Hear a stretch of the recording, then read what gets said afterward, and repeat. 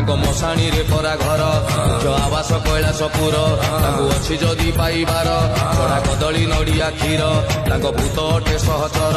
ଓ ନାମ ପରା ମହେଶ୍ୱର ତାଙ୍କ ଚାଲ ପିନ୍ଧା ବାବାଟିଏ ସିଏ ବାଉଁଶ ବଳା ଶରୀର ତ୍ରିଶୂଳ ଧରିକି ବାବା କରେ ସଂହାର